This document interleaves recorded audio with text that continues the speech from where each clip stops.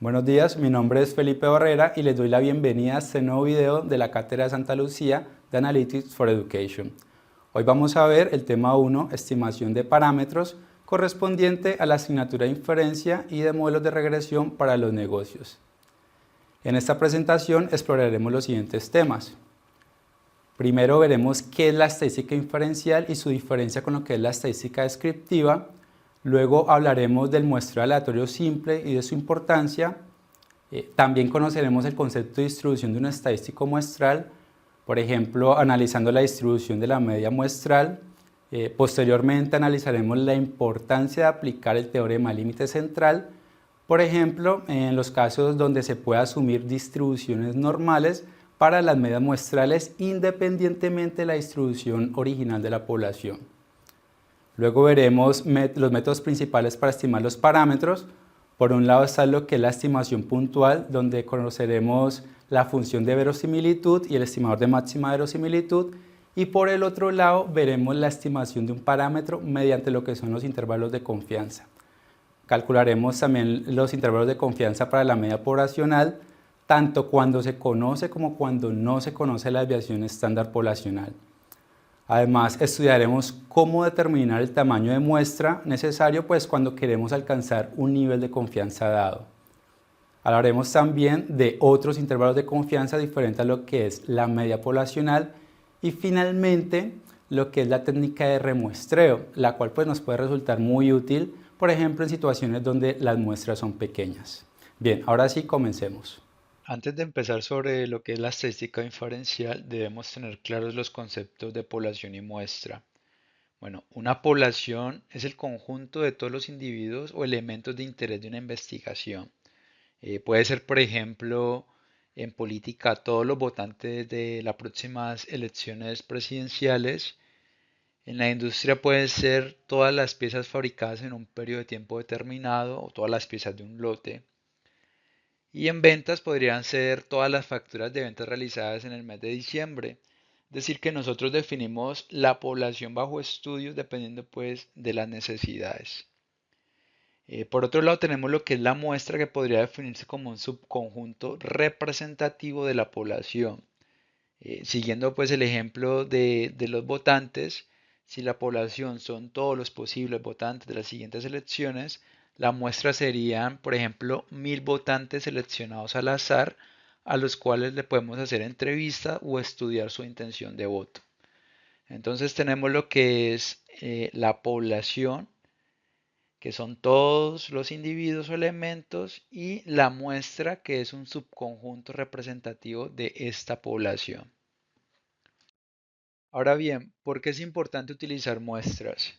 Bueno, primero, en la mayoría de los casos es imposible acceder a los datos de toda una población, y esto ocurre porque imaginemos, por ejemplo, que queremos conocer los hábitos de consumo para ciertos productos de todos los habitantes de España. El simple hecho de que yo piense en ir a preguntarle a cada uno de los habitantes sus hábitos de consumo lo hace algo totalmente inviable, por razones de tiempo, recursos, geografía, entre otros. Así que en vez de hacer esto, lo que hacemos es utilizar una muestra representativa que nos dé información fiable sobre esta población que queremos estudiar. En un segundo lugar, bueno, podemos concluir que las muestras nos ayudan a ahorrar costos, tiempo y gestión comparándolo pues con lo que son los censos completos, ya que solamente vamos a analizar ciertas partes o ciertas personas y lo vamos a poder hacer de una forma más ágil y con menos recursos. Finalmente, bueno, es posible obtener resultados estadísticos con alta precisión solamente confiando en muestras. Lo importante aquí es seleccionar la muestra de manera adecuada para que sea representativa y pues por supuesto libre de sesgos. Ya que hemos repasado lo que es población y muestra, ahora vamos a diferenciar los dos enfoques principales de la estadística. Por un lado tenemos lo que es la estadística descriptiva, la cual es útil para recopilar, describir, resumir y presentar datos. Y esto lo hacemos obviamente con datos que son conocidos, que suelen ser los de una muestra, porque como ya lo mencioné anteriormente, es común que no conozcamos los datos de la población bajo estudio. Luego tenemos por otra parte lo que es la estadística inferencial, la cual nos permite concluir o tomar decisiones sobre la población basándonos en la información que hemos obtenido a través de una muestra. Entonces, de esta forma partimos de una población cuyos datos no conocemos, extraemos una muestra representativa de esa población, a esta muestra le podemos aplicar estadística descriptiva y además podemos hacer o aplicar estadística inferencial para sacar conclusiones de esta población cuyos datos no conocemos. ¿Qué es la estadística inferencial? Bueno, básicamente la estadística inferencial consiste en hacer afirmaciones sobre toda una población basándonos únicamente en la información que obtenemos de una muestra. Aquí tenemos, por ejemplo, la población. Esta población tiene unos parámetros que nos interesan, como lo pueden ser la media o la proporción. Y bueno, ¿qué pasa? Que estos parámetros son fijos, pero no podemos conocerlos directamente, pues porque como ya dijimos anteriormente, no podemos acceder a todos los individuos de esta población. Sin embargo, lo que sí podemos hacer es estimarlos a partir de una muestra. Aquí tenemos la muestra que vendría siendo un subconjunto de lo que es la población y de esta muestra podemos obtener valores que sí podemos conocer a los cuales llamamos estadísticos muestrales. Estos valores pues cumplen que son aleatorios porque dependen de los individuos que hemos seleccionado para esta muestra. Bueno, nos quedamos entonces con que la estadística inferencial se utiliza para extraer conclusiones o tomar decisiones sobre una población basándonos únicamente en los datos obtenidos a partir de una muestra, ¿vale? Hay dos métodos principales en la estadística inferencial. Tenemos los de estimación, cuyo objetivo aquí es estimar algún parámetro poblacional, como pueden ser la media o la proporción, usando los datos de una muestra. ¿Vale? Como por ejemplo, si queremos estimar el peso medio de los alumnos universitarios de ADE, podemos tomar una muestra de estudiantes de ADE y calcular el peso medio de esa muestra y bueno, ya luego utilizarlo como una aproximación de la media poblacional aplicando lo que es la estadística inferencial. ¿Vale? El otro enfoque es el contraste de hipótesis, donde aquí lo que se hace es se utilizan los datos de la muestra para probar o rechazar una afirmación sobre la población. Un ejemplo sería utilizar la evidencia muestral para probar o discutir la afirmación de que el peso de los estudiantes varones universitarios es de 75 kilogramos, el peso promedio, ¿vale? En este caso tomaríamos lo que es una muestra de estudiantes varones y calcularíamos su peso medio.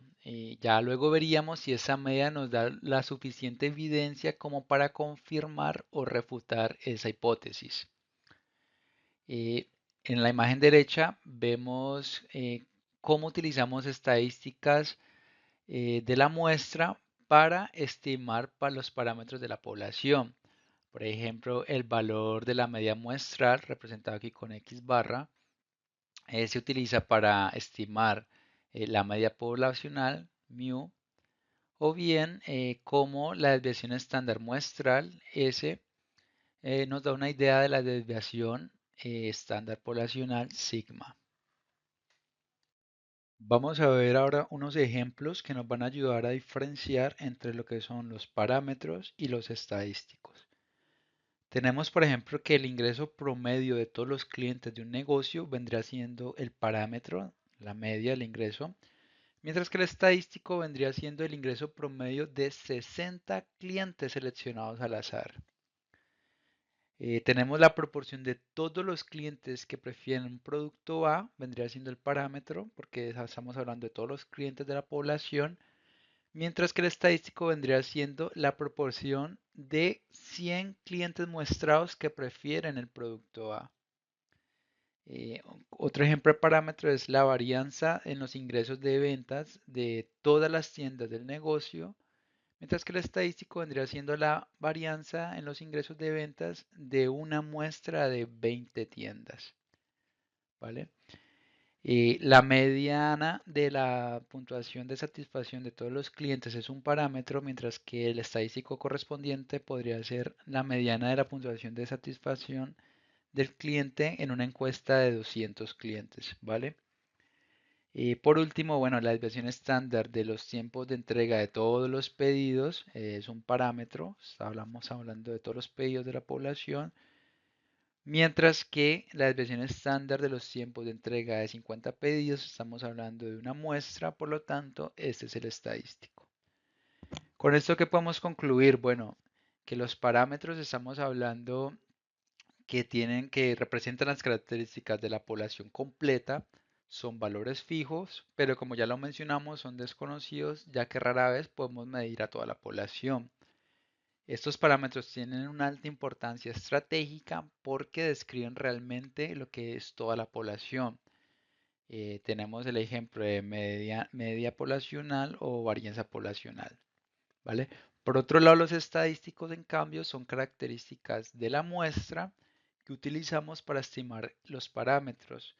Estos estadísticos son variables aleatorias porque dependen de la muestra que seleccionemos y a diferencia de los parámetros, sí son observables, ¿vale?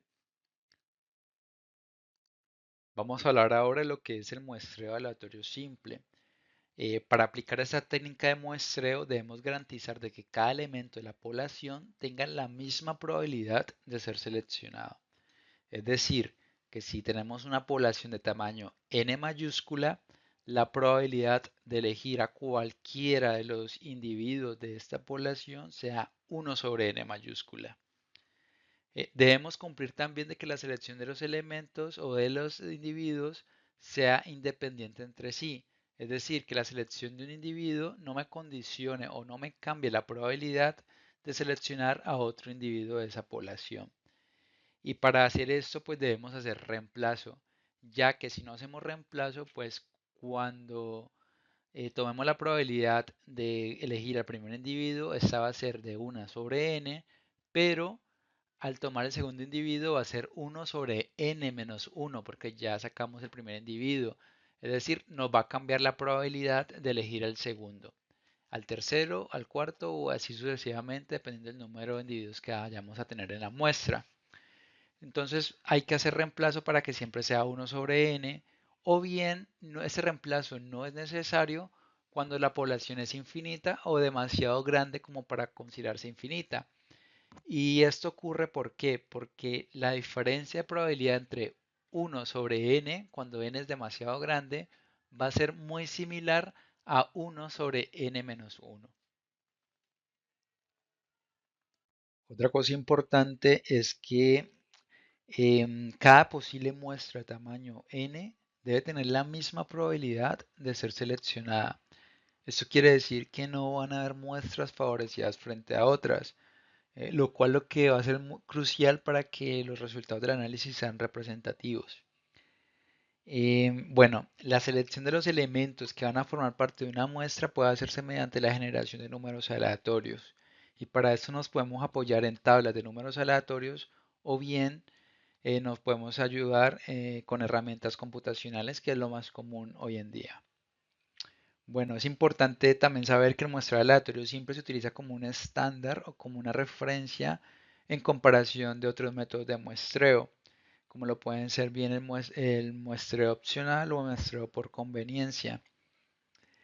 Em, si bien el muestreo aleatorio simple es el que nos garantiza la mayor igualdad y representatividad en los datos, muchas veces no es posible o se recurre a otro tipo de muestreo por la facilidad. Supongamos, por ejemplo, que queremos encuestar a estudiantes de una universidad para conocer sus hábitos de estudio.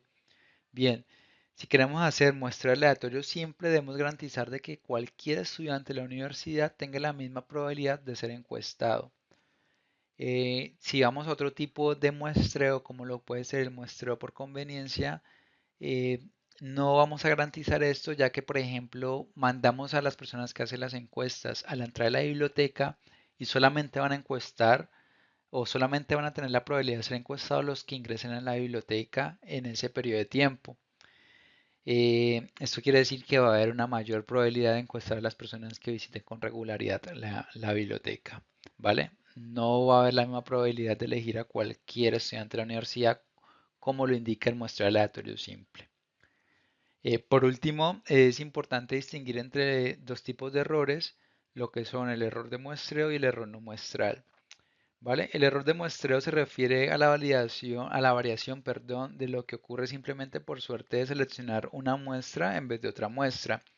Básicamente, no podemos controlar este error a menos pues, de que incrementemos el tamaño de muestra. Por otro lado, tenemos lo que son los errores no muestrales, que son asociados ya a los errores humanos o en los fallos de los datos. Errores humanos como por ejemplo digitar mal los datos de una encuesta en un Excel para después ser analizados, o bien, por ejemplo, hacer una encuesta perdón, hacer una pregunta demasiado confusa en una encuesta. Bueno, enfoquémonos en la relación de los elementos de la muestra y su distribución de probabilidad. Primero, pues hablamos de que tenemos una muestra X que representa el conjunto de elementos que seleccionamos de la población. En este caso, la muestra se compone de varios elementos que denotamos como x sub 1, x sub 2, x sub 3, x sub 4 hasta x sub n. Y bueno, cada elemento de la muestra es considerado como una variable aleatoria. Esto significa que antes de extraer la muestra no sabemos qué valores específicos va a tomar, ¿vale? Cada uno de los elementos, y eso es un punto clave aquí, que cada uno de los elementos de la muestra es independiente a los demás. Esto implica que la selección de un elemento x sub i no influye en la selección de cualquier otro elemento x sub j. Por otro lado, la distribución de probabilidad de cada elemento de la muestra es igual a la distribución de la variable poblacional. Y esto es importante porque garantiza que la media y la varianza de la muestra reflejen los de la población.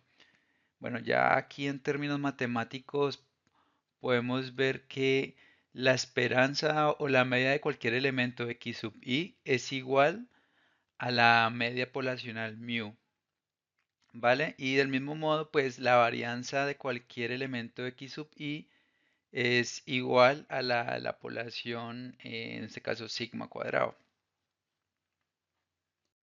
Bien, como ya les había mencionado, podemos hacer uso de las herramientas computacionales para extraer las muestras aleatorias. En este caso, aquí tenemos un código en lenguaje de programación de R y pues es muy sencillo para obtener una muestra. Primero definimos una semilla para que los resultados sean reproducibles. Luego lo que hacemos es definir el vector con 100 IDs de clientes que va desde el 1 hasta el 100, ¿vale? Y luego utilizando la función sample de R, lo que vamos a hacer es, como parámetro de entrada está ese vector que definimos del 1 al 100 y vamos a decirle que extraiga 10 IDs de forma aleatoria y que lo haga sin reemplazo, ¿vale? Ya luego lo que hacemos es imprimir los resultados y con esto pues vamos a obtener 10 IDs de clientes de forma aleatoria. Vamos a ver ahora lo que es la distribución de estadísticos muestrales. Bueno, un estadístico es una variable aleatoria, ya que cada vez que tomamos una muestra, los datos son diferentes y los estadísticos que calculamos, como lo es la media o la varianza, pues también van a ser diferentes.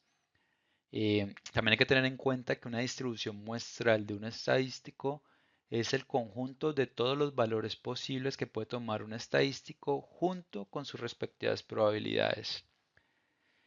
Vamos viendo de qué se trata esto. Aquí tenemos un ejemplo. Es una población de personas a las cuales quiero estimarles el parámetro de la estatura promedio, que a priori pues vamos a decir que es desconocido. Bueno, lo primero que hacemos es extraer una muestra a la cual vamos a calcularle el estadístico de la media muestral para esta estatura. Extraemos otra muestra, una segunda muestra, hacemos lo mismo y una tercera muestra.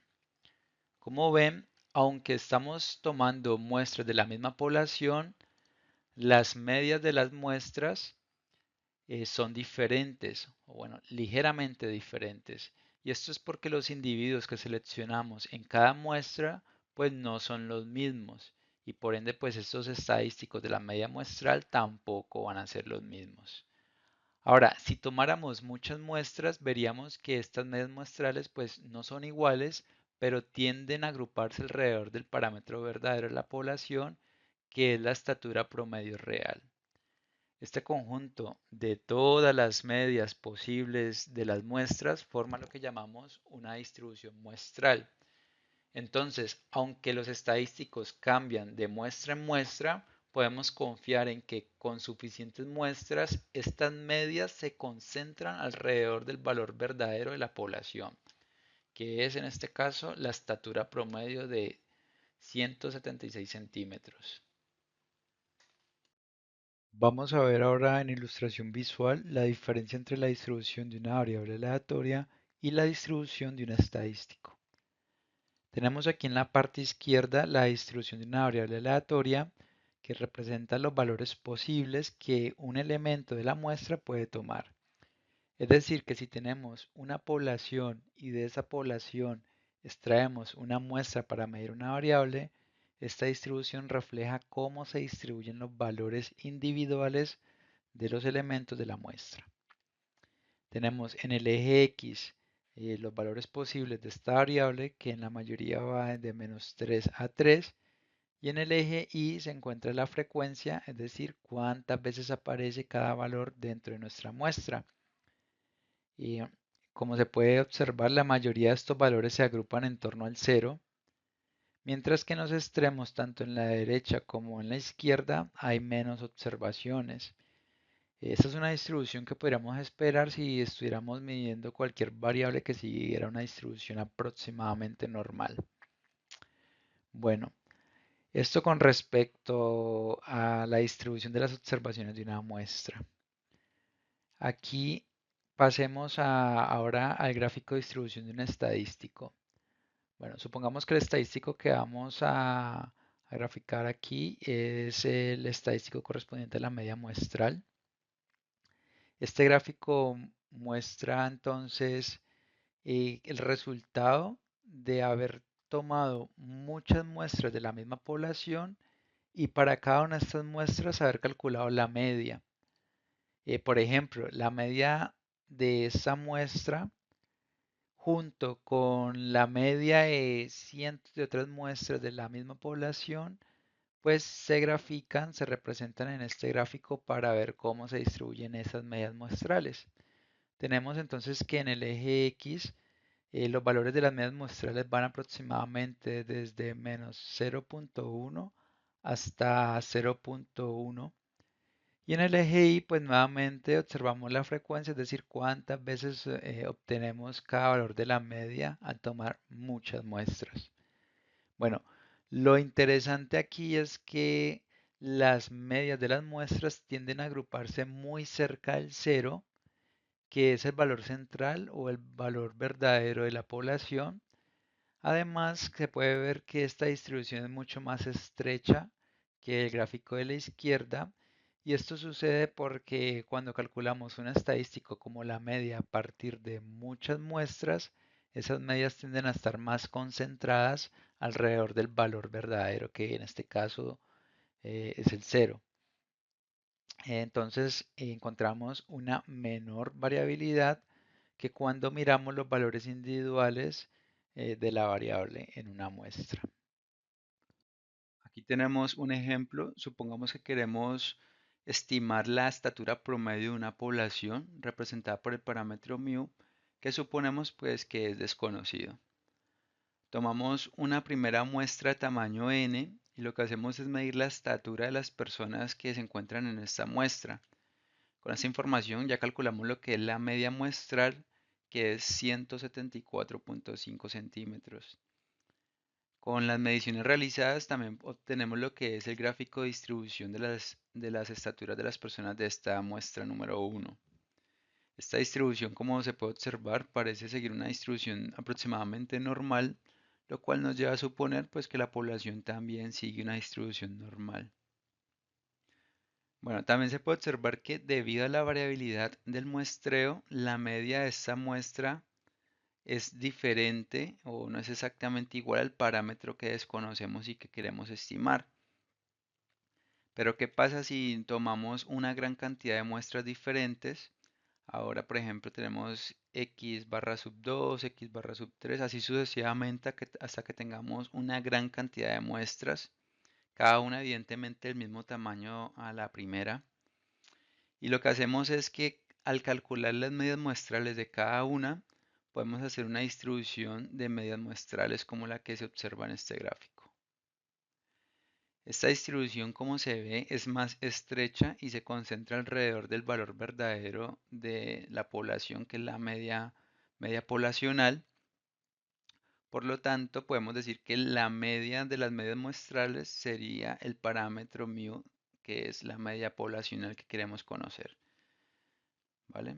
Y es exactamente igual al valor desconocido. Bueno, profundicemos sobre la media muestral. Sea este conjunto de x sub 1 hasta que sub n los elementos de una muestra aleatoria simple que hemos extraído de una población, la forma para calcular la media muestral simplemente pues es el promedio de esos valores, que matemáticamente la fórmula vendría siendo x barra es igual a la sumatoria de todos los valores de la muestra dividido por el número total de elementos de esa muestra, que es n. ¿Vale? Ahora vamos a verificar que el valor esperado o la esperanza matemática de la media muestral sea igual a la media poblacional mu. Tenemos que el promedio de todas las posibles medias muestrales es igual al valor esperado o la esperanza matemática del estadístico media muestral. Que si reemplazamos esta media muestral por la fórmula que hemos visto, pues obtenemos esto. Bien, si tenemos una constante, en este caso 1 sobre n, multiplicando una variable aleatoria, entonces podemos sacar la constante del valor esperado, quedándonos de esta forma, sacamos 1 sobre n. Y por otra propiedad, el valor esperado de la suma de variables aleatorias es igual a la suma de los valores esperados de cada una de las variables. Por lo tanto, también podríamos sacar lo que es el sumatorio. Bien, ahora, teniendo en cuenta que los valores esperados individuales, donde cada x sub i es una variable aleatoria que proviene de la misma población, su valor esperado es igual al parámetro poblacional mu. Recordando que tenemos un sumatorio hasta n, entonces sería, bueno, también hay que tener en cuenta que todas las mu son iguales, entonces bastaría pues por multiplicar n por mu. Y con el n que tenemos dividiendo aquí, pues nos va a dar esta parte 1. Así que sería igual a mu. Y de esta forma, pues el valor esperado en estadístico como la media muestral es igual a la media poblacional.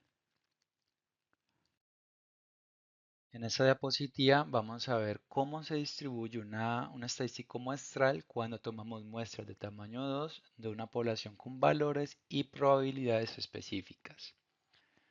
Tenemos aquí en la parte izquierda la tabla con las probabilidades originales para cada valor de la población, donde el valor de 0 tiene una probabilidad de 0.2, el valor de 1 de 0.5 y el valor de 2 de 0.3. Bien, ahora en esta tabla tenemos todas las posibles combinaciones de muestra de tamaño 2 que podemos tomar de la población, donde por ejemplo si seleccionamos un valor de 0 y otro valor de 0, tenemos que la media muestral sería 0, que es el resultado de sumar 0 más 0 y dividirlo entre 2, y la probabilidad sería 0.04, que es el resultado de multiplicar 0.2 por 0.2. Asimismo, pues aplica para cada una de las combinaciones. Bien, con estos valores de media muestrales y las probabilidades, podemos obtener lo que es el gráfico de distribución de medias muestrales, donde cada barra representa una media muestral posible con su frecuencia pues, o probabilidad asociada. Por ejemplo, la media muestral de 1 tiene una mayor probabilidad de ocurrencia, como podemos ver, porque es la barra más alta, y esta probabilidad es de 0.37, que viene de sumar las probabilidades de estas combinaciones, cuya media muestral pues es igual a 1. De esta forma tenemos un ejemplo de la distribución de un estadístico muestral y la distribución de una muestra de tamaño 2. ¿Qué es el error de la media muestral? Bueno, antes que nada debemos saber que cada vez que tomamos una muestra del mismo tamaño de la misma población, vamos a obtener una media muestral diferente en cada caso. Y esto es porque los individuos o elementos de una muestra no son iguales a los de las otras muestras. Y por ende, los estadísticos como la media muestral pues tampoco van a ser exactamente iguales. Bien, pues una medida de la variabilidad de la media muestral entre un grupo de muestras está dada por el error estándar de la media muestral, conocido también como desviación estándar o error típico. Este error estándar nos dice qué tan dispersas están las medias de esas diferentes muestras con respecto a la media de las medias muestrales. ¿Cómo es el desarrollo matemático para calcular el error típico entre muestras? Bueno, tenemos la varianza de las medias muestrales. Si recordamos, x barra es la media muestral que se calcula sumando todas las observaciones y dividiendo entre el tamaño de muestra n, por lo cual si reemplazamos x barra nos quedaría de esta forma.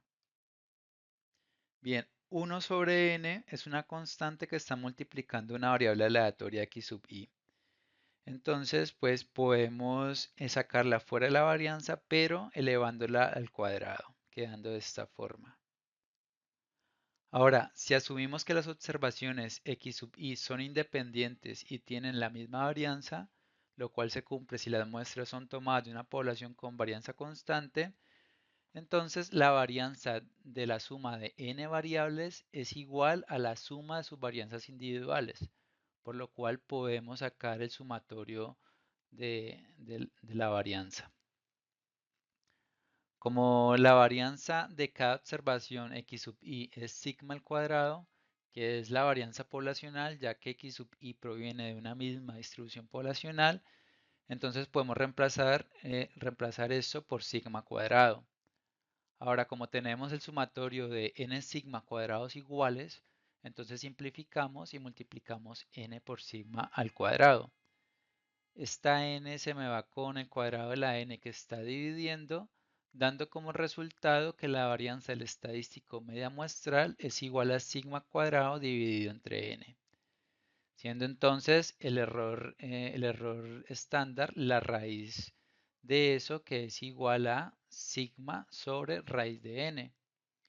Como se observa, el error estándar de la media muestral disminuye a medida que se aumenta el tamaño de la muestra. En la distribución de estadísticos muestrales tenemos las siguientes reglas básicas. La primera es que independientemente de la distribución de la población y del tamaño de muestra, si se realiza un muestreo aleatorio simple, la media de la distribución de la media muestral, que es esta, va a ser exactamente igual a la media poblacional. Es decir, que aunque los estadísticos muestrales puedan variar de una muestra a otra, en promedio la media de esos estadísticos muestrales será igual a la media verdadera de la población. Y ese es un principio que es esencial para entender por qué la media muestral es un estimador insesgado de la media poblacional.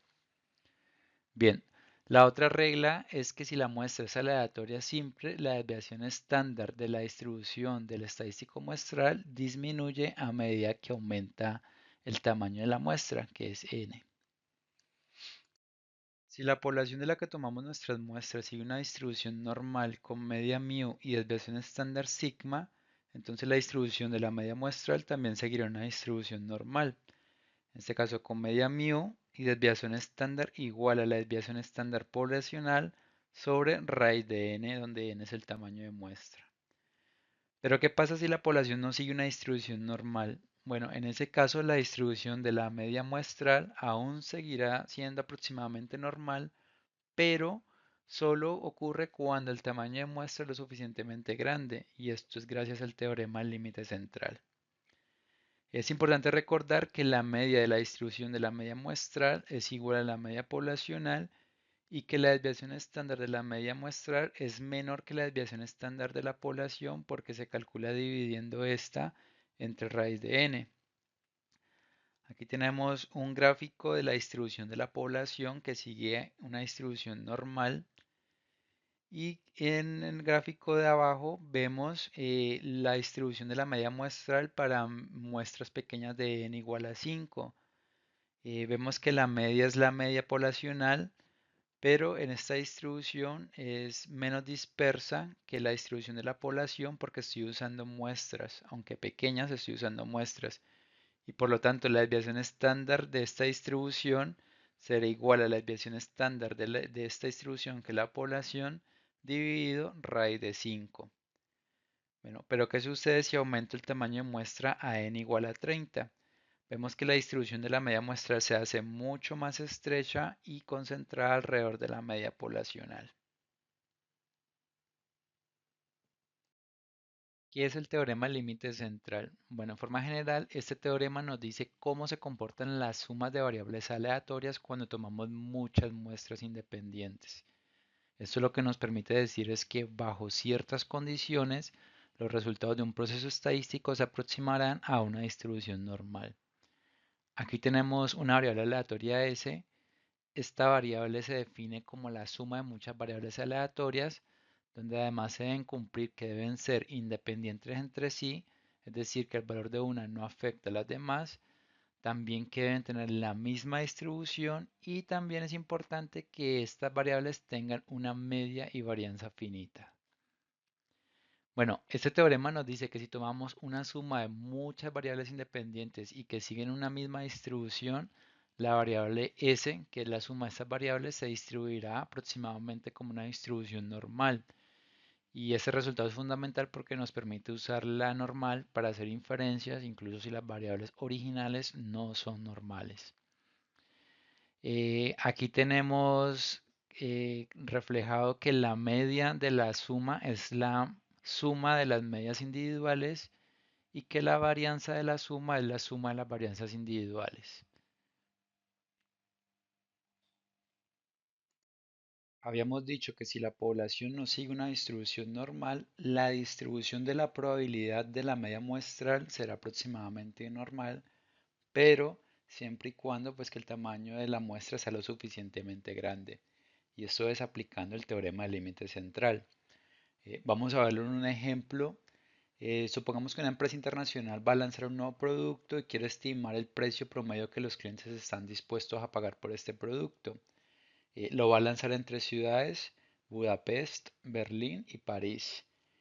Las distribuciones de los precios que los clientes están dispuestos a pagar pueden variar en cada una de esas ciudades debido a factores económicos, culturales y en sí pues al poder adquisitivo de cada uno de los consumidores. Entonces eso quiere decir que vamos a tener tres poblaciones diferentes.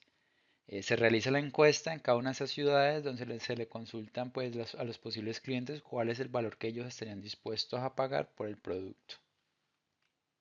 Aquí tenemos las tres poblaciones con distribuciones diferentes, es decir, tenemos tres poblaciones diferentes a las cuales vamos a hacerles el estudio para estimar en promedio cuánto estarán dispuestas a pagar las personas por el producto en cada ciudad.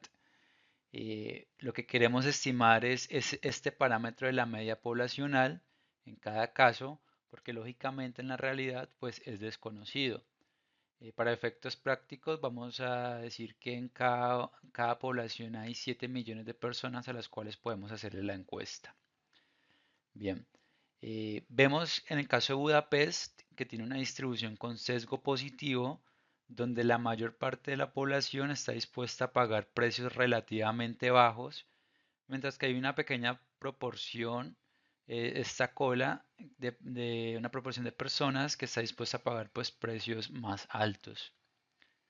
Bien, en Berlín la distribución sigue una distribución normal, donde la mayoría de personas está dispuesta a pagar precios en torno a la media, mientras que en París hay un sesgo negativo, donde la mayor parte de consumidores pues parece estar dispuestos a pagar un precio más alto, que es el caso contrario a lo que sucede en Budapest. Bien, ahora vamos a extraer una muestra de 50 personas para cada una de estas poblaciones. Y vamos a hacer la distribución de los valores que estarían dispuestos a pagar cada una de estas 50 personas y a calcular el parámetro de la media muestral. Bien, haciendo esto tenemos estos resultados. Vemos que la distribución para 50 personas pues no se parece mucho a lo que es la distribución de la población. Lógicamente, pues estamos hablando de poblaciones de 7 millones de personas, pues una muestra de 50 es bastante pequeña como para poder percibir cuál es la distribución de la población. Ahora, tenemos las medias de cada una de estas muestras y vemos pues que están relativamente cerca a lo que es el valor real de la media poblacional en cada uno de los casos. Ahora bien, ¿qué pasa si aumentamos el tamaño de muestra a 500 personas?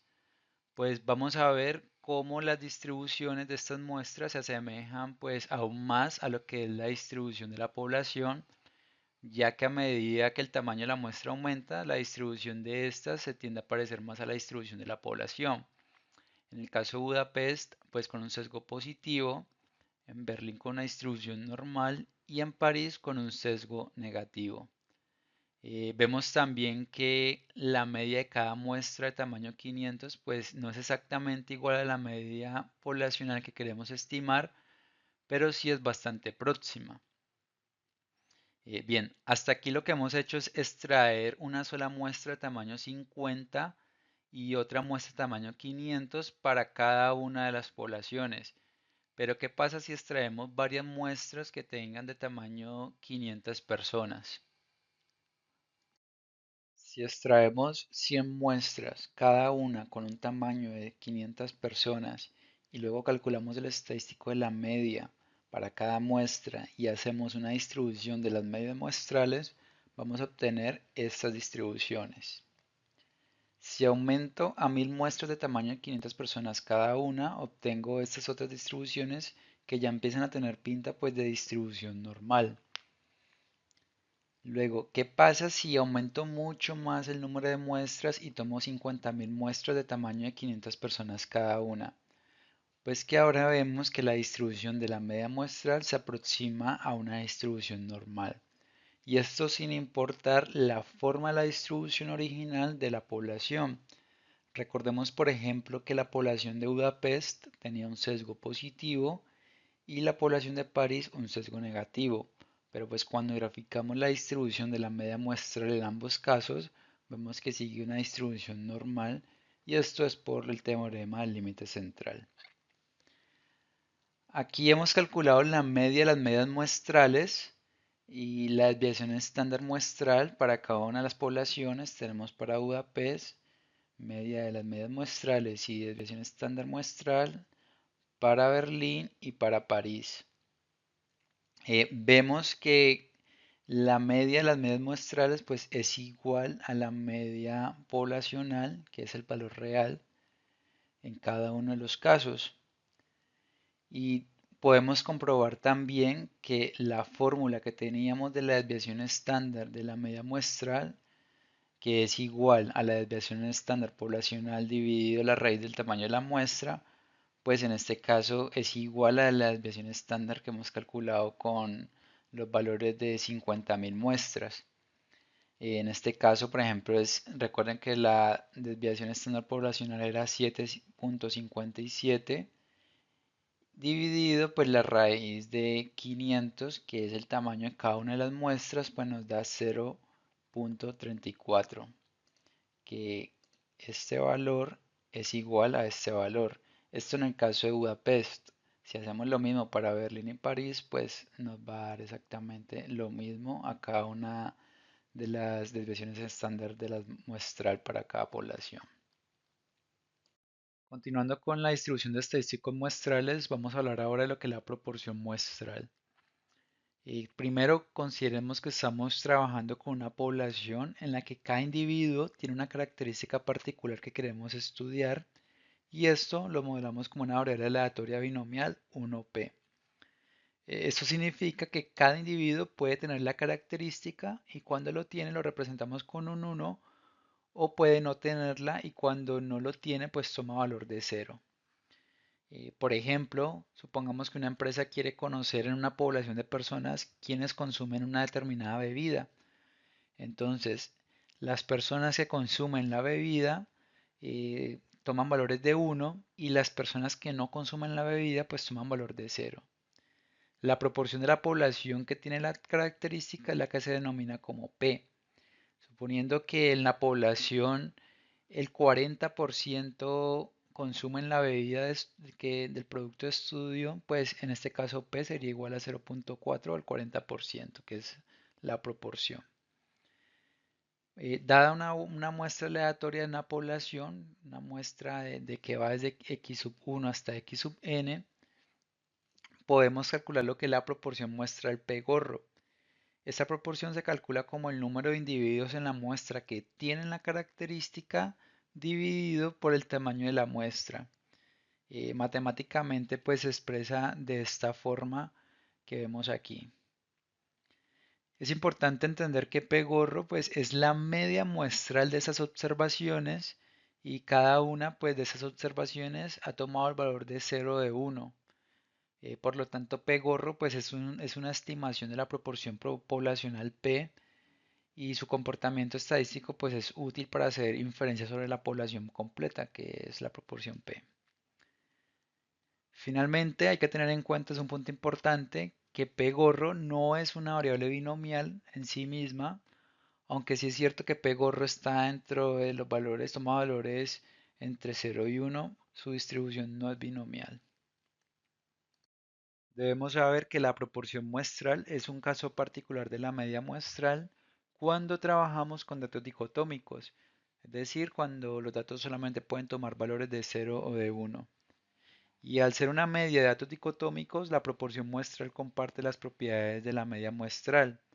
Por lo tanto, como vemos aquí, la esperanza matemática o el valor esperado de la proporción muestral es igual a P, donde P es la proporción real de la población.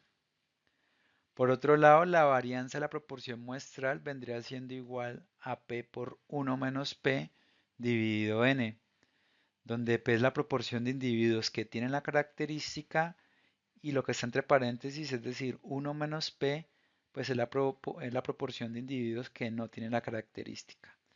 Esta parte del numerador vendría siendo lo que es la varianza de la población y ya dividido n vendría siendo lo que es la varianza de P gorro. Si el tamaño de la muestra pues es suficientemente grande, el teorema del límite central nos dice que la proporción muestral de, o sea, P gorro, seguirá aproximadamente una distribución normal y eso pues es importante porque nos permite hacer inferencias sobre P utilizando la proporción muestral P gorro. Como vemos aquí, P gorro se distribuye como una distribución normal con media P y desviación estándar raíz de P por 1 menos P sobre N, lo cual vendría siendo pues la raíz de la varianza de P gorro. En esta diapositiva veremos la varianza muestral. Imaginemos que tenemos una variable aleatoria poblacional que sigue una distribución normal con media mu y desviación estándar sigma. De esta población extraemos una muestra aleatoria simple de tamaño n. Bueno, con esto podemos calcular el estadístico de la varianza muestral que se denota por s cuadrado sub x, que es igual a la suma para i desde 1 hasta n de las diferencias entre cada valor de x sub i menos la media de la muestra. Todo esto al cuadrado y dividido por n, que es el tamaño de la muestra. Así que esto simplemente es el promedio de las distancias cuadráticas entre los valores de la muestra y la media, y se usa para describir la varianza de una muestra específica. Luego tenemos el estadístico de la cuasivarianza muestral, que se denota como S cuadrado, que es una fórmula similar a la anterior, pero ahora dividimos por n-1 en lugar de n. Y al hacer esta división, pues se corrige el sesgo de subestimación, por lo que podríamos decir que la cuasivarianza es un estimador insesgado de lo que es la varianza poblacional. Este ajuste es importante sobre todo en muestras pequeñas porque al dividir solo por n subestima la varianza verdadera. Bien, luego tenemos aquí lo que es una relación entre la varianza muestral y la cuasivarianza.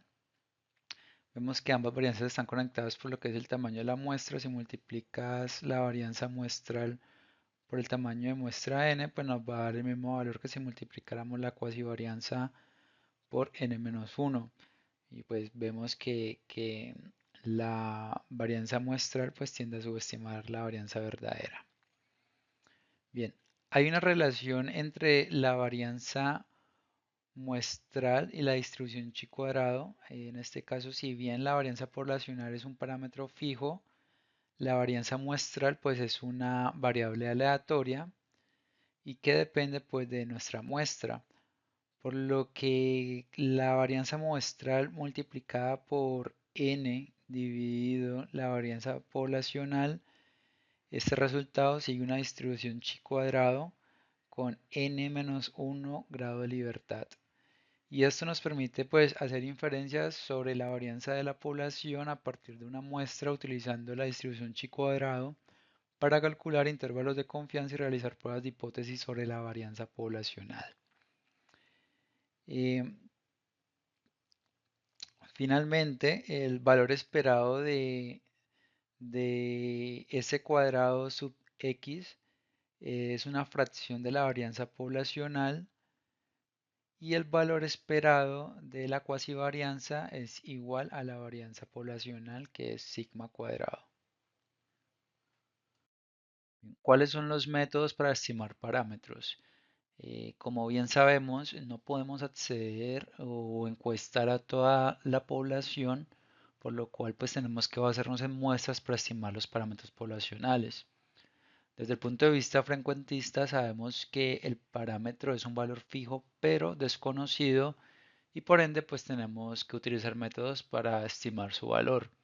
Tenemos la estimación puntual, que es estimando un solo número, y esto lo podemos obtener por ejemplo con el método de máxima verosimilitud, donde recuperamos pues un valor para el parámetro como consecuencia de un proceso de inferencia basado en la muestra. Luego tenemos la estimación por intervalos, donde con estos métodos pues recuperamos una estimación en forma de un intervalo, el cual tiene asociado pues cierto nivel de confianza. Para realizar una estimación puntual de un parámetro desconocido podemos utilizar la herramienta de la función de verosimilitud, donde supongamos que tenemos una muestra x igual a que contiene x sub 1, x sub 2, x sub 3 hasta x sub n. Y queremos estimar el valor de un parámetro teta, como por ejemplo puede ser la media de una distribución poblacional.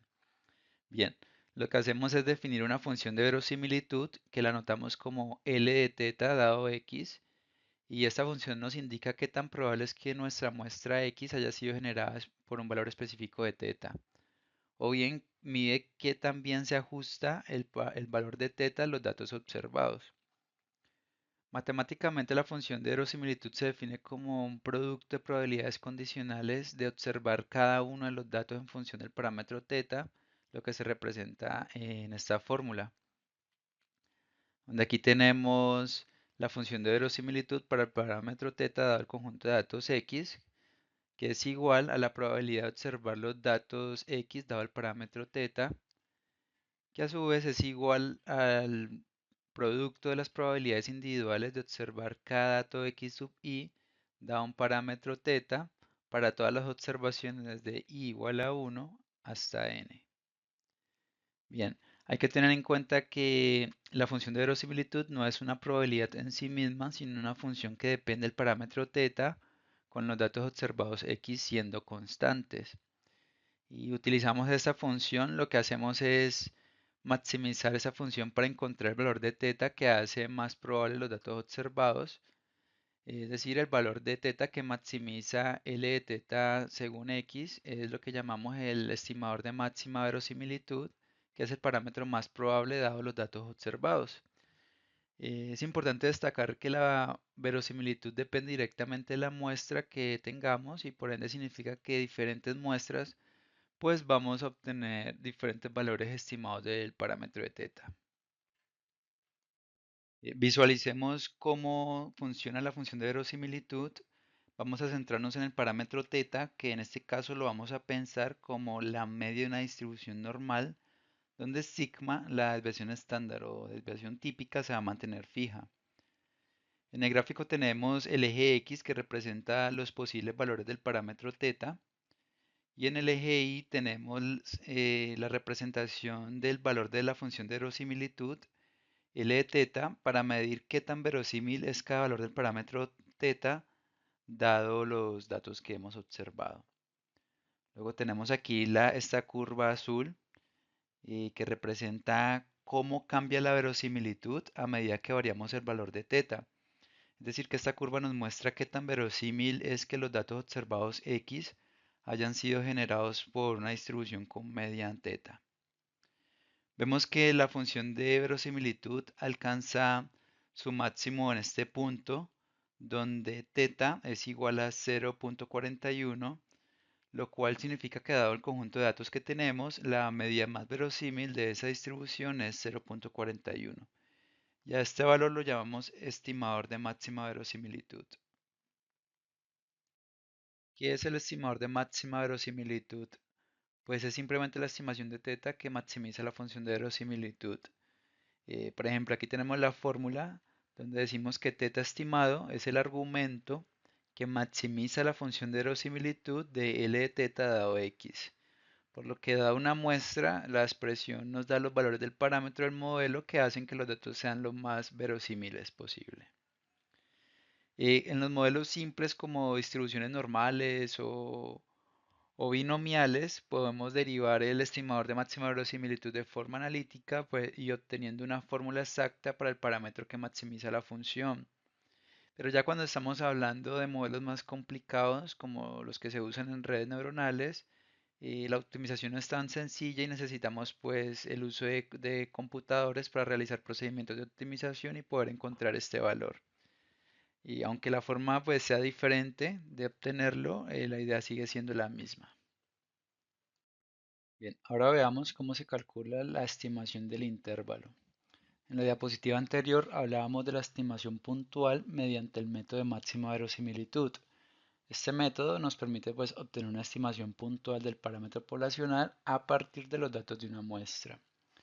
Pero como esa estimación depende fuertemente de la muestra, pues si esta muestra no representa la población, puede que este quede sesgado o bien que tenga una gran varianza si la muestra es pequeña. Eh, por esas razones, lo mejor es proporcionar no solo una estimación puntual del parámetro, sino también una estimación por intervalos de este parámetro.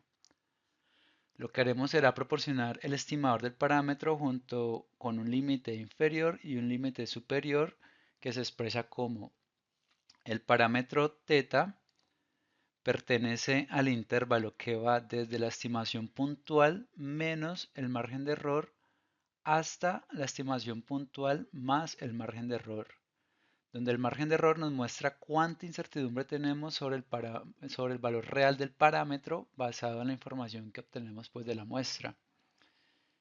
En el gráfico a la derecha nos muestra esto claramente, la media muestral está representada por la línea azul y el intervalo de confianza está dado por las líneas verdes. En este caso, la media muestral es 7 y el intervalo de confianza se extiende entre los límites de 6.28 y 7.72. Esto significa que con nuestra muestra obtendremos este intervalo usando un nivel de confianza del 95%. ¿Y esto qué quiere decir? Pues que si repitiéramos este proceso extrayendo más muestras, supongamos 100, del mismo tamaño cada una, el 95% de los intervalos generados para cada una de esas 100 muestras, pues incluirían el valor verdadero del parámetro poblacional. Y esto quiere decir que habrían 5 intervalos correspondientes a 5 muestras de las 100 que no van a incluir el valor verdadero del parámetro poblacional. ¿Cuál es la intuición o la lógica detrás de los intervalos de confianza? Bueno, supongamos que queremos construir un intervalo de confianza basándonos en una muestra. Bueno, primero el investigador tiene que escoger el nivel de confianza que sería uno menos alfa y a veces también puede ajustar lo que es el tamaño de la muestra. Si queremos más confianza en nuestra predicción, es decir, queremos un menor alfa, pues los intervalos se vuelven más grandes. Eso significa pues que el margen de error aumenta porque cubrimos más posibilidades para asegurarnos de incluir el valor verdadero de la población. Por el contrario, si estamos dispuestos a aceptar menos confianza, es decir, aumentamos el alfa, pues el intervalo de confianza será más pequeño. Y eso significa que nuestro margen de error se reduce. Si bien quisiéramos tener total confianza, necesitaríamos que el margen de error cubra todo el rango de la variable aleatoria, lo cual pues no es algo práctico y es porque si quisiéramos estar completamente seguros de que la media poblacional, por ejemplo, se encuentra dentro del intervalo, el rango sería tan amplio que no nos permitiría pues tomar decisiones prácticas. Por eso, comúnmente usamos niveles de confianza del 90, 95 y 99%. Ya eso depende de cada caso. Otro punto importante es que un mayor tamaño de la muestra reduce el margen de error y un menor tamaño lo aumenta. Y eso se debe a que con una muestra más grande es más probable que representemos bien a la población, reduciendo así pues lo que es la incertidumbre. En esta diapositiva podemos observar un gráfico que muestra cómo varía el margen de error según el tamaño de la muestra y el nivel de confianza pues obtenidos todo esto de una misma población. En el eje X se representa el tamaño de la muestra, mientras que en el eje Y observamos el margen de error. Estas tres líneas representan lo que son los diferentes niveles de confianza, el 90% en amarillo, el 95% en naranja y el 99% en rojo. Recordemos que en cuanto menor sea el margen de error, más estrechos o ajustados serán los intervalos de confianza. Al observar el gráfico notamos que los primeros incrementos del tamaño de la muestra, que es esta parte de aquí, pues en esta parte el margen de error disminuye rápidamente para los tres niveles de confianza. Pero sin embargo, pues también se observa que a medida que seguimos aumentando el tamaño de muestra, pues estos márgenes de error disminuyen cada vez menos. Bueno, es fundamental comprender que en muchos casos, cuando podemos manipular lo que es el tamaño de muestra, después de cierto punto podría dejar de ser eficiente en términos de costo y tiempo, seguir aumentando el tamaño de muestra porque ya los beneficios que obtenemos al reducir el margen de error pues son ya muy pequeños. De igual forma, también podemos ver cómo cambia el tamaño de la muestra para obtener un mismo margen de error. Y según cada uno de los niveles de confianza. Por ejemplo, si fijamos el margen de error en 3, que estamos por aquí, y vemos para un nivel de confianza del 99%, pues este tendría un tamaño de muestra de 75 observaciones, mientras que para mantener ese mismo margen de error de 3 con un nivel de confianza del 95%, podríamos tener una muestra más pequeña que sería por aquí, que sería más o menos 40 observaciones, o bien si manejamos un nivel de confianza del 90%, pues para ese mismo margen tendríamos que tener más o menos 30 observaciones. Bueno, estos valores del tamaño de la muestra los aproximo porque los estoy leyendo desde el gráfico, pero por supuesto que los valores exactos se pueden calcular. Para interpretar de forma adecuada lo que son los intervalos de confianza, es importante aclarar que un intervalo de confianza no significa que haya una probabilidad de 1 menos alfa de que el parámetro esté dentro del intervalo. Es decir, no estamos diciendo que el valor verdadero del parámetro poblacional tenga, por ejemplo, un 95% de probabilidad de estar dentro del intervalo que calculamos. Recordemos que el valor del parámetro es fijo aunque desconocido y pues no es una variable aleatoria. Bien, lo que realmente significa un intervalo de confianza es que si tomáramos muchas muestras diferentes y construyéramos un intervalo de confianza para cada una de estas muestras, el verdadero parámetro poblacional estaría dentro de esos intervalos en el 1 menos alfa por ciento de los casos. Por ejemplo, si tenemos un nivel de confianza del 95%, eso indica que de 100 muestras que tomemos y para las cuales calculemos un intervalo, pues esperamos que el 95 de esos intervalos contenga el parámetro verdadero. En el gráfico de la parte inferior, pues nos puede ayudar a visualizar esta idea. Cada una de estas líneas verticales representa lo que es un intervalo de confianza construido a partir de una muestra diferente, pues que viene de una misma población. Aquí en el eje X está el número de cada una de las muestras. Vemos que en este caso la media poblacional verdadera es 0, que es esta de acá.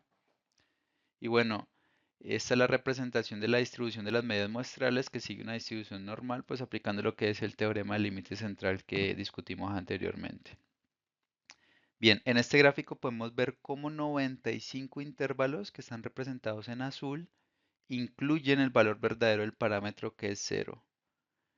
Mientras que un 5%, es decir, 5 intervalos representados en color rojo, que son y estos de aquí, pues no incluyen el valor verdadero del parámetro.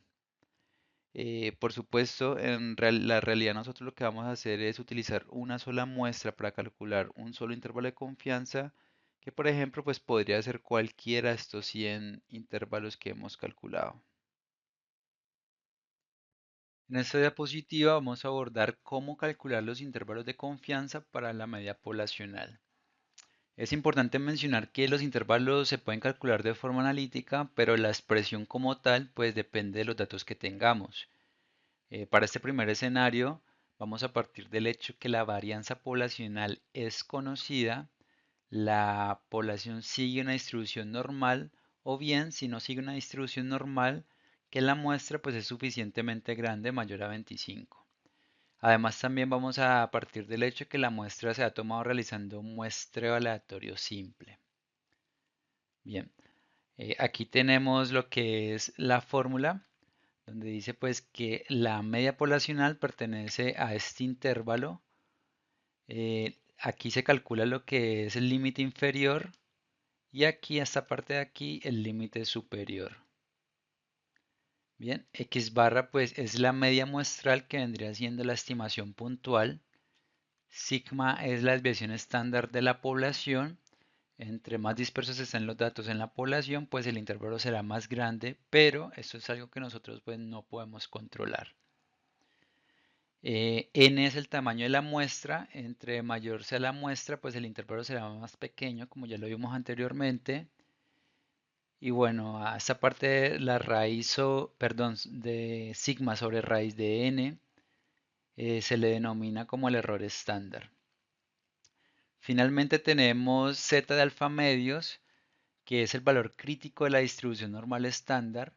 Este valor depende del nivel de confianza que queramos. Entre más confianza hará que el valor de z sea más grande y por ende pues el intervalo también será más grande.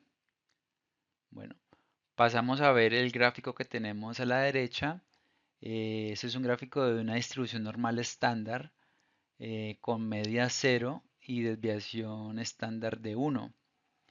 Esta distribución es la que usamos pues, para calcular el valor crítico de z de alfa medios.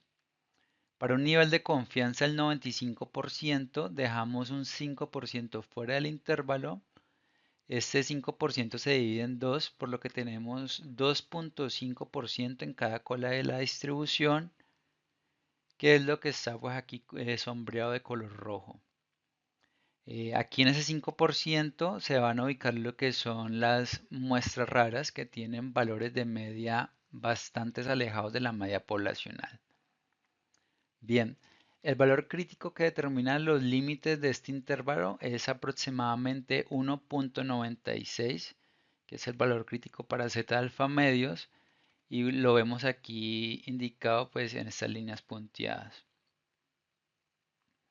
Esto significa que nos movemos 1.96 desviaciones estándar desde la media muestral para establecer los límites del intervalo de confianza a un 95%.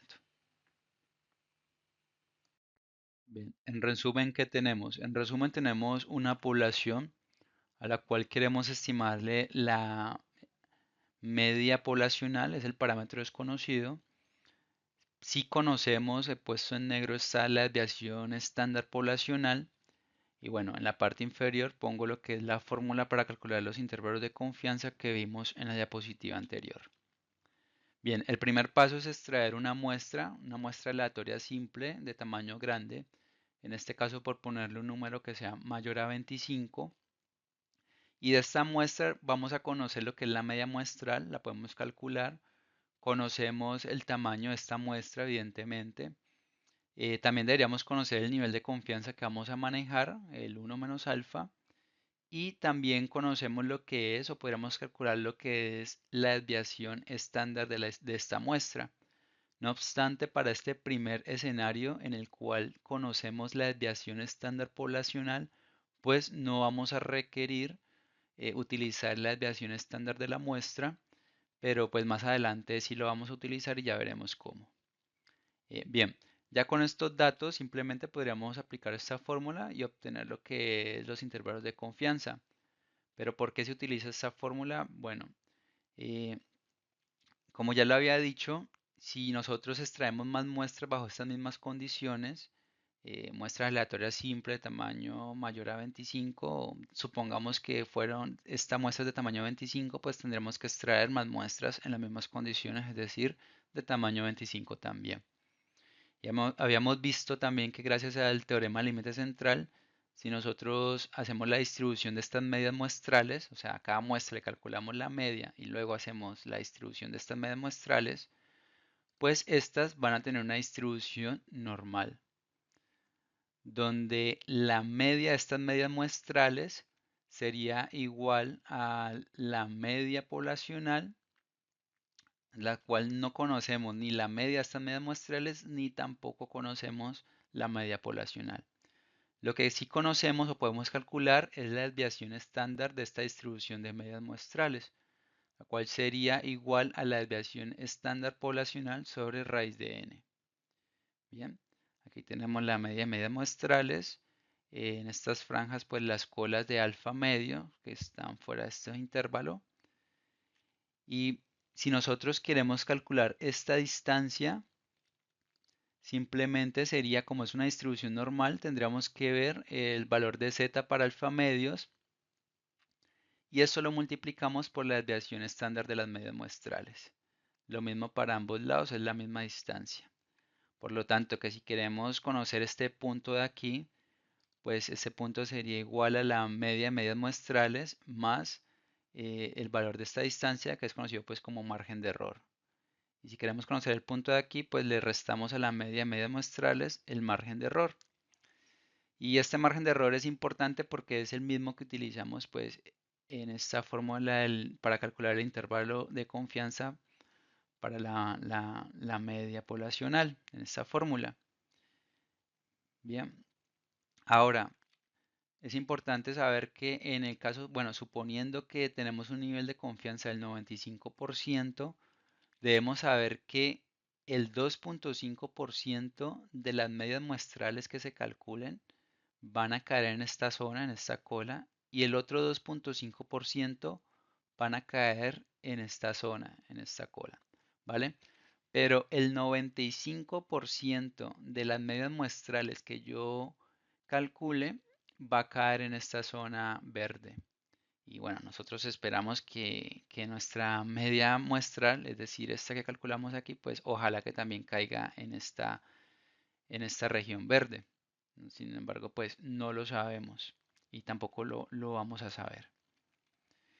Bien, lo que hacemos es utilizar esta distancia y se la vamos, en vez de sumar y restársela a la media de medias muestrales, lo que vamos a hacer es aplicar esta fórmula y se lo vamos a sumar y restar a la media muestral.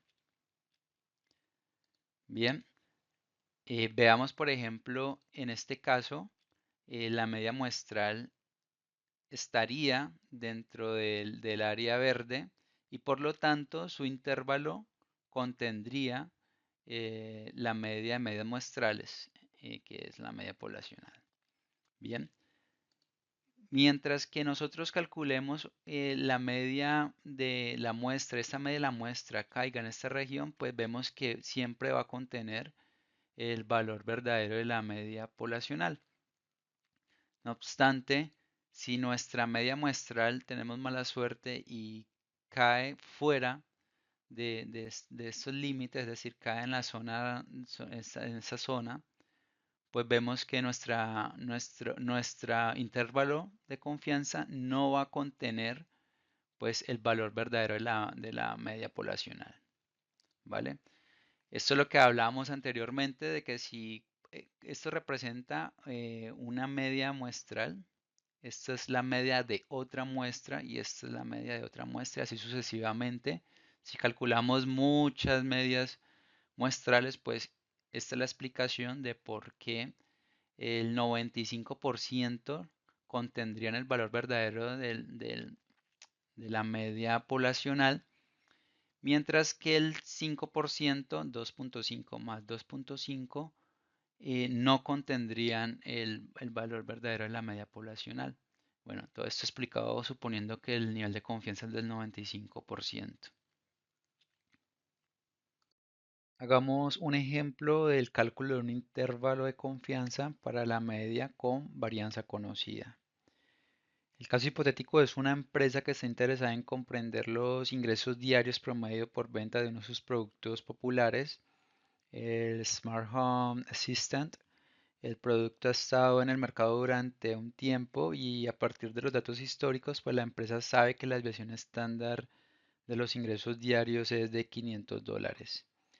Tu tarea es calcular un intervalo de confianza del 95% para la media de los ingresos diarios basados en una muestra de 50 datos de venta con una media muestral de $10.200. Bien, aquí nos están dando todos los datos. La desviación estándar poblacional son $500. Nos están dando el intervalo de confianza que vamos a manejar, que es del 95%.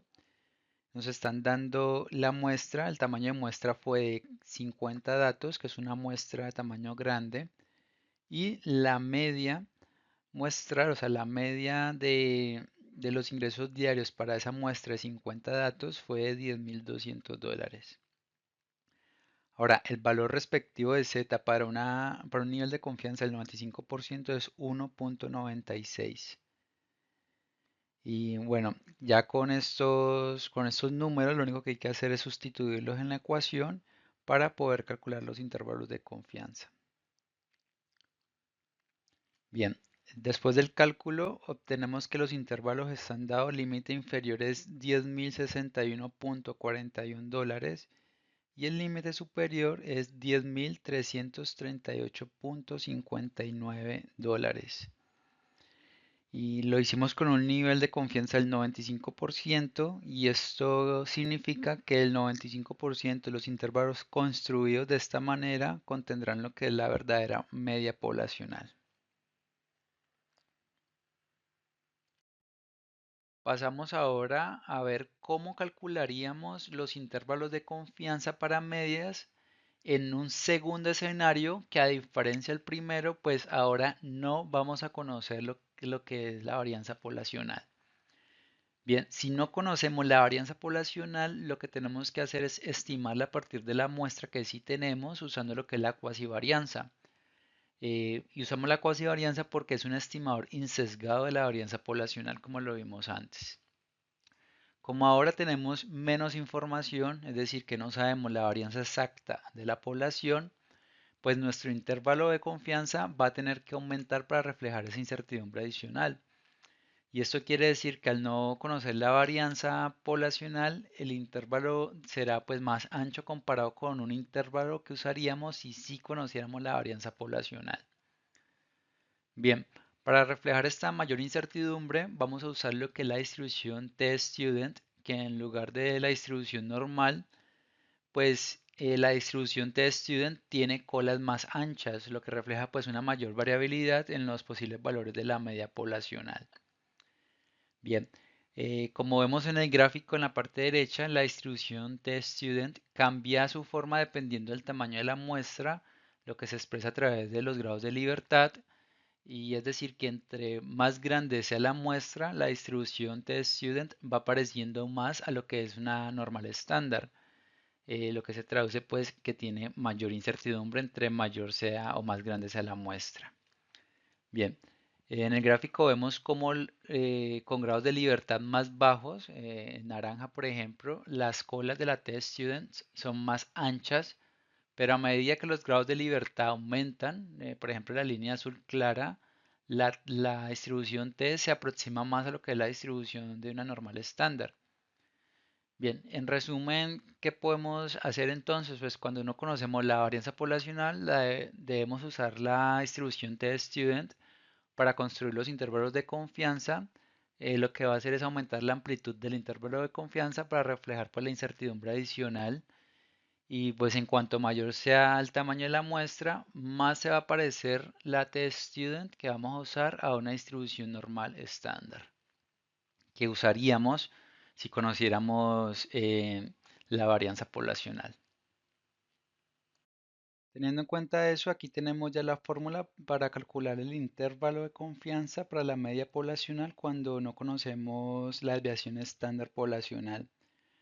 X barra sigue siendo el estimador puntual de la media poblacional, pero ahora en vez de utilizar la desviación estándar poblacional, vamos a utilizar la desviación estándar muestral, que es la raíz de la cuasivarianza, que es aquí, que es esta de acá.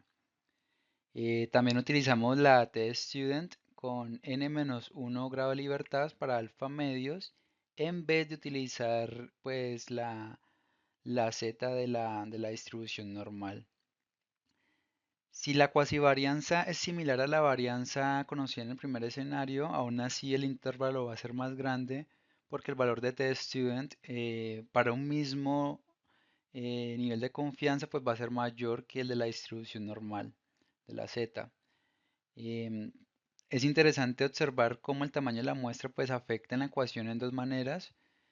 Por un lado tenemos lo que es la raíz de n, que ya lo habíamos mencionado, que al aumentar el tamaño de muestra se reduce el ancho del intervalo, pero ahora también afecta lo que son los grados de libertad de la t-student, donde pues con muestra más grande la distribución t-student se aproxima cada vez más a la distribución normal, lo que también hace que el intervalo se estreche. Conclusión, cuando no conocemos la desviación estándar poblacional, pues el tamaño de muestra termina siendo un factor muy relevante para disminuir el ancho del intervalo. Veamos un ejemplo para calcular el intervalo de confianza para la media con varianza desconocida. Supongamos que todavía seguimos analizando los ingresos diarios por venta del producto Smart Home Assistant. Sin embargo, esta vez no nos dan la desviación estándar poblacional, es decir, no conocemos tampoco la varianza de la población. Tenemos la muestra de 50 datos y se ha calculado la desviación estándar de la muestra, es decir, la raíz de la cuasivarianza, que vendría siendo en este caso de $520. El intervalo de confianza sigue siendo para un 95% de confianza. La media muestral sigue siendo de $10.200 y el tamaño de muestra de 50. Bueno, para este caso que no conocemos la desviación estándar poblacional, el valor T correspondiente para un 95% de confianza y 49 grados de libertad, es decir, 50 menos 1, el valor de la T es 2.01, que es mayor, como ya sabían, al valor que obtendríamos con la distribución normal, que era de 1.96, que es cuando sí conocemos la desviación estándar poblacional, que fue el que utilizamos antes. Bien, ya con estos datos simplemente sustituimos los números en la ecuación y calculamos el intervalo de confianza. Este es el resultado del intervalo de confianza. El límite inferior son $10.052.33 y el límite superior es de $10.347.67. Como ven, pues es la misma lógica que el ejercicio anterior del escenario 1 con varianza conocida, diferentes variables y un intervalo más amplio como resultado pues, de la incertidumbre de no conocer cuál es esa desviación estándar poblacional o varianza poblacional. Miremos en esta diapositiva cómo determinar el tamaño de muestra en un estudio de inferencia. A menudo nos va a interesar saber cuántas personas, unidades, elementos necesitamos incluir en un estudio para que el intervalo de confianza tenga una amplitud determinada con un nivel de confianza preestablecido. Es decir, cuando nosotros vamos a indicar cuál es la amplitud que queremos y en otras palabras, pues es decir, cuál es el error marginal que estamos dispuestos a asumir. Eso es importante para planificar un estudio ya que nos va a ayudar a ahorrar tiempo y recursos simplemente pues yendo a obtener el tamaño de muestra que necesitamos para poder obtener la amplitud que queremos.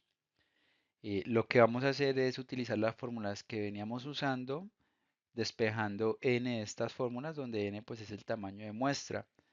Tenemos el caso en el cual la desviación estándar es conocida. Esta es la ecuación para calcular el intervalo de confianza. Y de aquí pues lo que hacemos es sacar el error marginal, que es lo que nosotros vamos a dar. Entonces el error marginal es igual a z alfa medios por la desviación estándar poblacional sobre la raíz de n.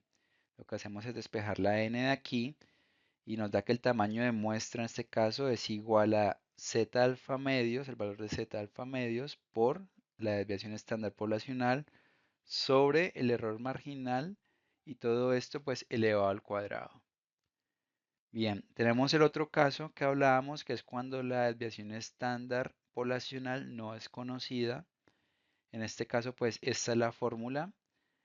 Ahora en vez de utilizar z alfa medio, se utiliza una t-student con n-1 grado de libertad para alfa medios. Y en vez de utilizar la desviación estándar poblacional, utilizamos la desviación estándar de la muestra. Bien, ¿qué pasa? Que necesitaríamos conocer los grados de libertad que dependen de n-1, pero como no conocemos n, pues esto lo podríamos hacer a través de un proceso iterativo, pero en nuestro caso simplemente lo que vamos a hacer es aproximar el valor de la t-student y utilizar en vez de la t-student una distribución normal. Al hacer esta aproximación tenemos que el error marginal es igual a z alfa medios por la desviación estándar de la muestra sobre raíz de n. Y pues hacemos simplemente lo mismo, que es despejar n para calcular pues el tamaño de la muestra en caso de que la desviación estándar poblacional sea desconocida. Pasemos a ver cómo calcular los intervalos de confianza en el contexto de poblaciones binomiales, es decir, cuando el parámetro que queremos inferir pues es una proporción.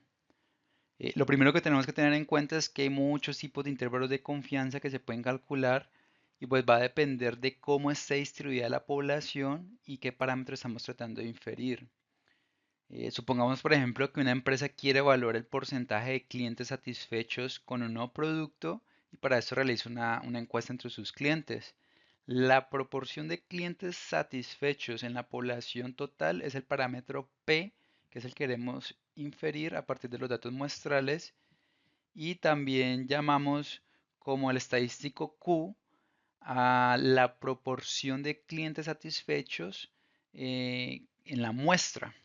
¿Vale? Entonces llamamos P para los satisfechos total de la población y Q para los satisfechos de la muestra. Si la población está distribuida como una binomial 1P, donde P es la proporción poblacional que nos interesa, pues podemos calcular el intervalo de confianza de dos maneras. Y aquí les presento las fórmulas. Para la inferencia estándar, utilizamos la proporción muestral Q para estimar el intervalo de confianza de la proporción poblacional P. Tenemos aquí que P pertenece a este intervalo de confianza, donde aquí calculamos el límite inferior y aquí calculamos el límite superior, que simplemente, pues Q, como ya lo dije, es la proporción de la muestra. El valor de Z crítico pues va a depender del nivel de confianza deseado. Y aquí simplemente reemplazamos Q, ese es en el error estándar, ¿vale? Lo mismo para el límite superior. Bien, hay otro método que es el método de máxima cautela y este enfoque es más conservador porque en lugar de utilizar la proporción de la muestra Q en el error estándar, Asumimos la variabilidad máxima ocurre cuando la proporción es 0.5, por lo tanto, en vez de usar Q, vamos a poner 0.5 en todos los casos del error estándar. Al tomar ese valor, lo que hacemos es maximizar la incertidumbre posible, lo que da como resultado pues un intervalo de confianza más amplio. Este método se utiliza cuando queremos ser muy cautelosos y asegurarnos de no subestimar la variabilidad de nuestra estimación. Pues por lo tanto, en conclusión, este método de máxima cautela pues proporciona intervalos más amplios que el método estándar y puede ser útil cuando se busca garantizar un margen de seguridad mayor en la estimación de la proporción. ¿Por qué el método de máxima cautela utiliza el 0.5? Porque el 0.5 es el que maximiza la expresión de Q por 1 menos Q, lo que a su vez pues lo que va a hacer es maximizar el intervalo que estamos calculando. Aquí lo tenemos en esta gráfica, donde el eje X es los valores que toma Q desde 0 hasta 1 y en el eje Y los valores que va a tomar la expresión de Q por 1 menos Q. Vemos que para Q igual a 0.5, que es aquí, la expresión toma su máximo valor, que viene siendo de 0.25. Y esto también lo podemos calcular de esta forma, reemplazando 0.5 donde está Q, y nos va a dar pues 0.25, que es el máximo valor que va a poder tomar la expresión de Q por 1 menos Q. Hagamos un ejemplo de cálculo del intervalo de confianza para proporción utilizando el método de inferencia estándar y el método de máxima cautela. Imaginemos que somos analistas de marketing para una empresa que está probando una nueva campaña publicitaria y nuestro objetivo es saber qué porcentaje de usuarios hará clic en un anuncio. Para esto pues hemos realizado una prueba, una muestra con 500 usuarios y sabemos que de los 500 usuarios 125 han dado clic en el anuncio. Ya con estos datos vamos a calcular lo que es el intervalo de confianza del 95% para estimar la proporción de la población. El primer método es el de inferencia estándar. Tenemos que calcular lo que es la proporción muestral, que se da como Q igual a 125 usuarios que han dado clic en el anuncio sobre el tamaño de la muestra, que son 500 usuarios. Eso nos da 0.25, lo cual quiere decir que el 25% de los usuarios de nuestra muestra han dado clic en el anuncio. Ahora simplemente reemplazamos estos valores aquí para calcular el límite inferior y aquí para calcular el límite superior de nuestro intervalo de confianza. Recordemos que el valor crítico de z alfa medios es 1.96.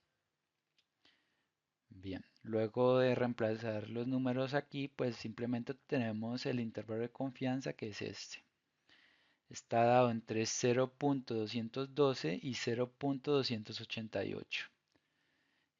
Al nivel de confianza del 95%, esto quiere decir que si repitiéramos este estudio muchas veces, aproximadamente el 95% de los intervalos que calculemos de esta manera contendrían la proporción real de usuarios que harán clic en el anuncio.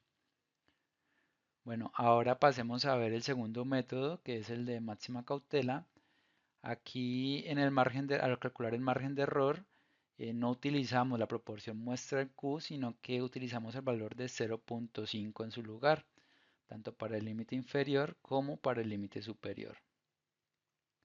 Reemplazamos el resto de los números y obtenemos el resultado del intervalo de confianza, que nos da entre 0.206 y 0.294. Como vemos, este intervalo es más amplio que este otro intervalo. Entonces podemos decir que los intervalos calculados con el método de máxima cautela son siempre más amplios que los intervalos creados utilizando la estimación puntual de la proporción en el margen de error, es decir, los intervalos calculados con el método de inferencia estándar. Vamos a ver qué es el remuestreo y por qué es una técnica pues útil en la estadística.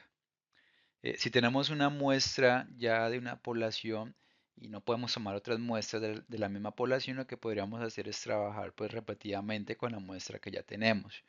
Y en eso consiste el remuestreo, donde vamos a hacer es extraer muchas muestras del conjunto de datos inicial, o sea, la muestra que ya tenemos, y vamos a calcular el estadístico de interés a cada una de estas muestras que sacamos.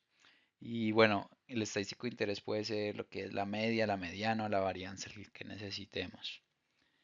Entonces, podemos utilizar el remuestreo pues para estimar la distribución muestral de un estadístico, y lo que va a ser útil cuando queremos hacer inferencias sobre la población a partir de nuestra muestra. Existen varios métodos de remuestreo y pues uno de los más conocidos es el Bootstrap. El Bootstrap es un tipo de remuestreo que toma muestras de una muestra original, y esto lo hace pues con reemplazo, lo cual significa que cada vez que extraemos un elemento lo volvemos a incluir, permitiendo que pueda ser seleccionado nuevamente en la siguiente extracción. Así pues generamos muchas muestras Bootstrap. A partir de ellas pues podemos estimar los parámetros que consideremos. Aquí tenemos en la parte derecha una representación visual de remuestreo. Este es el conjunto inicial de datos que hemos recolectado. Es decir, esta es la muestra que hemos sacado de la población, una muestra que hemos sacado directamente de la población. Y bueno, suponiendo que no es posible tomar más datos de la población, lo que vamos a hacer es utilizar esta muestra para hacer inferencias a través de técnicas como el remuestreo. Entonces, lo que hacemos es, a partir de esta muestra, extraemos otras muestras, y esto lo hacemos de forma repetida, que estas muestras son representadas por estos círculos más pequeños. Este proceso pues es el remuestreo, que en este caso es un bootstrap. Y bueno, importante que estas muestras se toman con reemplazo. Aquí tenemos esta muestra, la muestra original de tamaño n mayúscula, y aquí tenemos las muestras de remuestreo, tamaño también n mayúscula, y las tomamos del mismo tamaño, pero con reemplazo. Es decir, que un individuo puede estar más de una vez en la misma muestra, o también un elemento de individuo puede estar en más de una muestra diferente. Cada una de estas muestras que tenemos aquí, lo que hacemos es calcular los parámetros muestrales de interés, y lo que nos da pues una estimación del parámetro poblacional. El hecho de repetir este proceso pues con muchas muestras Bootstrap, nos permite obtener una serie de estimaciones del mismo parámetro. Finalmente, lo que podemos hacer es analizar el conjunto de estos resultados de los estadísticos obtenidos con la muestra Bootstrap, para poder hacer inferencias basados pues en lo que encontremos ya, por ejemplo, en su distribución. Llegamos a las conclusiones, y para cerrar esta unidad vamos a recapitular lo que hemos aprendido y la importancia en el contexto de la estadística aplicada a los negocios. Primero hablábamos de la diferencia que existe entre la estadística descriptiva y la estadística inferencial. Decíamos que la estadística descriptiva nos ayuda a resumir, a entender la información de una muestra o de los datos que tuviéramos a la mano, mientras que la estadística inferencial nos permitía hacer lo que son inferencias para tomar decisiones sobre la población a partir de una muestra. Y bueno, esta capacidad de inferir es fundamental en el ámbito de los negocios, porque muchas veces solamente contamos con muestras de datos, en la mayoría de los casos diría yo, pero aunque tenemos los datos de una muestra, necesitamos tomar decisiones que afectan a toda una población, y es por eso que necesitamos inferir. Calculamos estadísticos para las muestras, y inferíamos pues ya lo que son los valores para los parámetros poblacionales, como la media poblacional. Bien, en segundo lugar, podemos decir que aunque el proceso de inferencia puede parecer complicado, en la práctica es muy útil, y ya que la habilidad de hacer una buena inferencia a partir de una muestra es lo que nos permite tomar decisiones informadas y estratégicas pues con los datos limitados, que es lo que nos vamos a encontrar en el ámbito laboral. En un entorno empresarial eso es esencial, ya que podemos optimizar nuestras decisiones estratégicas con base a información confiable, y esto pues puede marcar la diferencia. Imaginemos que tomamos decisiones informadas con métodos estadísticos, pues vamos a ser diferentes a una empresa que lo haga de una manera más empírica. También hemos explorado algunos métodos fundamentales como son el método de muestreo aleatorio simple y lo que es la distribución de estadísticos muestrales para la media y para la proporción. Bueno, esos conceptos nos dan las herramientas básicas para trabajar con muestras y comprender cómo se comportan los estadísticos en los diferentes escenarios. También hemos conocido los fundamentos del teorema del límite central, el cual decíamos que es fundamental para realizar inferencias y poder calcular los intervalos de confianza. Por ejemplo, nos permitía asumir una distribución normal en la distribución de medias muestrales cuando trabajábamos pues, con tamaños de muestra grandes. Hemos aprendido a diferenciar entre dos tipos de estimación, la estimación puntual y la estimación por intervalos, donde decíamos que la estimación puntual, como la que obteníamos por el método de máxima verosimilitud, nos proporcionaba un solo valor como estimación del parámetro de la población, mientras que la estimación por intervalos o intervalos de confianza nos ofrecía un rango en el cual esperábamos pues, que estuviera el valor verdadero del parámetro y este intervalo estaba asociado a un nivel de confianza determinado. Y ya por último, lo más importante es que hemos aprendido a construir intervalos de confianza, así como también vimos de qué dependía la amplitud de este intervalo, como por ejemplo el nivel de confianza elegido y el tamaño de la muestra. Bueno, con esto concluimos este vídeo sobre el tema de la asignatura de inferencia y modelos de regresión para los negocios.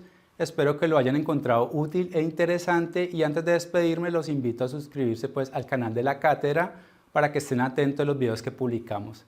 Hasta la próxima.